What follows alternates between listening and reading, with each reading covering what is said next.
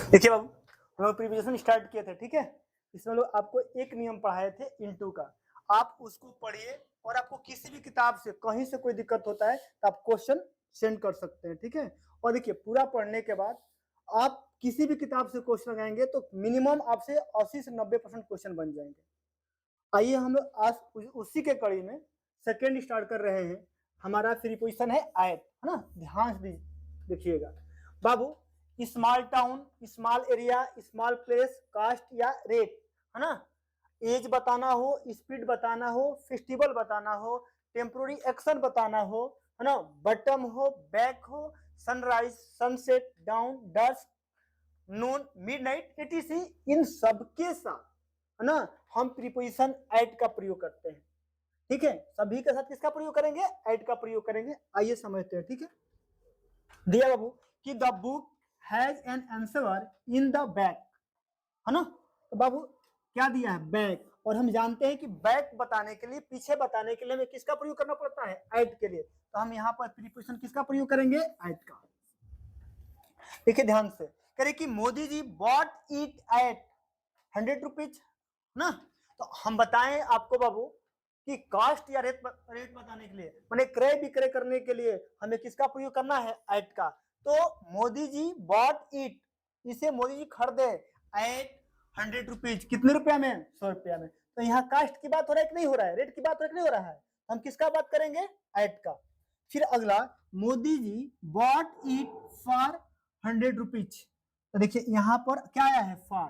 देखिए तो आप एक बात ध्यान समझ लीजिए बाबू कि आपको कास्ट, है ना, या रेट बताने के लिए एट भी सही है और क्या? फॉर भी सही है।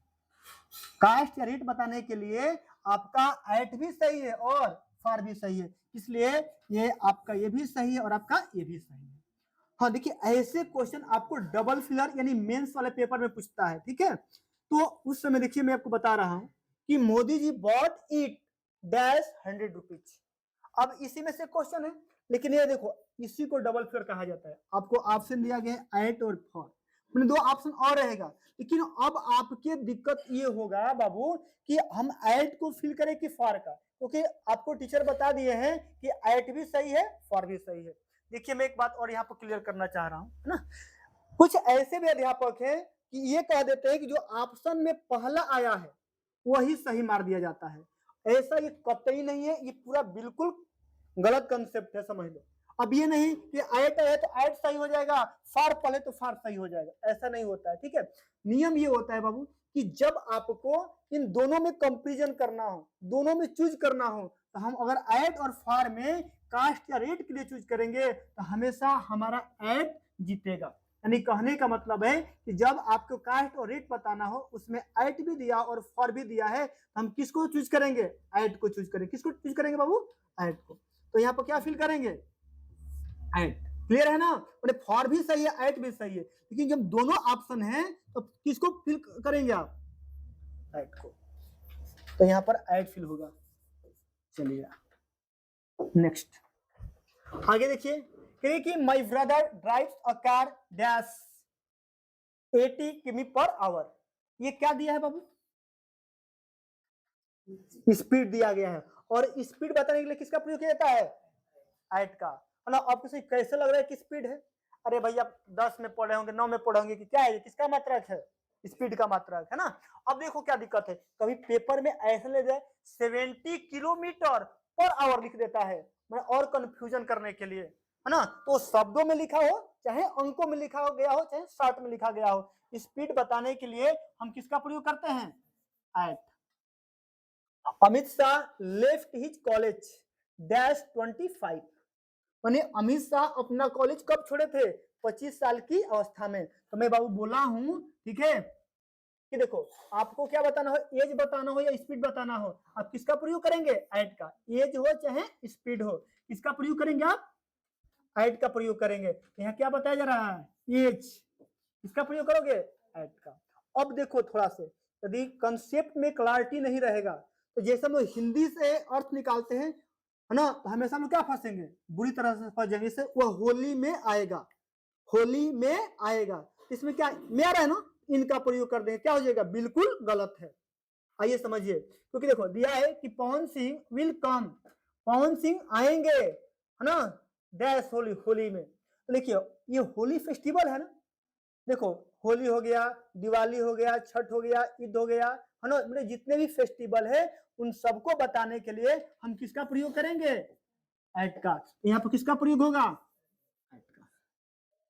पवन Singh will come dash the eve of Holi, Holi है तो किसका प्रयोग करोगे, एट का। नहीं, देखो बाबू ये फ्रेज एक आ गया है ना, फ्रेज होता है बाबू on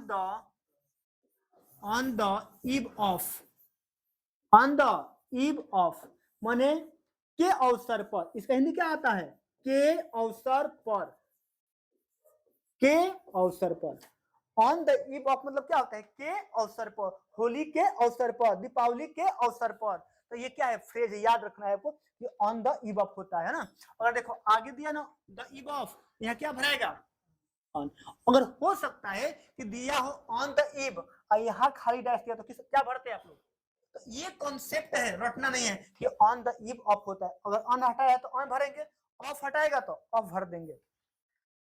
India got freedom dash midnight, India got freedom dash midnight. तो आपको मैं बोला हूं बाबू, है ना, कि देखो बटम हो, बैक हो, सनराइज हो, सनसेट हो, डाउन हो, डस्क हो, नून हो, मिडनाइट हो, किसका प्रयोग करेंगे आप लोग, एट का। तो यहाँ पर क्या भरेगा बाबू, एट। यह है कि स्नेहा केम डैश सनराइज, तो देखो सनराइज हो, है ना, सनसेट हो, डाउन हो, डस्क हो, हम सबके साथ किसका प्रयोग करेंगे, एट का। बाबू यहाँ पर क्या आएगा, एट। आगे देखो कह रहे कि वी वर शॉक्ड, हम लोग हैरान हो गए, डैश हर देख उसके मौत पर। अब देखिए कुछ स्पेसिफिक वर्ड होते हैं जो क्या प्रीपोजिशन एट फॉलो करते हैं, जो मैं लिख दे रहा हूं ध्यान समझ लीजिएगा। सरप्राइज,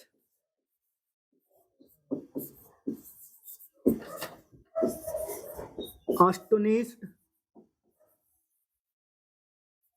shocked,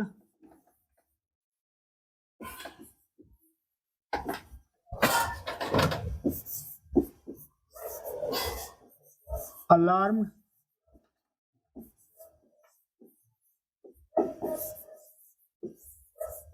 ब्लेयर्ड, है ना।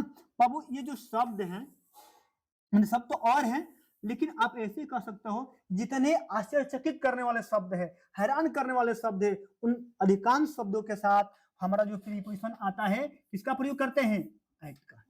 किसका प्रयोग करते हैं, एट का प्रयोग करते हैं। तो सरप्राइज हुआ, एस्टोनिश्ड हुआ, शॉक्ड हुआ, अलार्म्ड हुआ, ब्लेयर्ड हुआ, इन सभी शब्द किसका प्रयोग करेंगे। देखो इसमें और एक शब्द आ सकता है बाबू, है ना, देख लो थोड़ा सा हम लिख देते हैं, यहां देख लो, लॉफ, है ना, लॉफ आ गया, है ना, मॉक आ गया,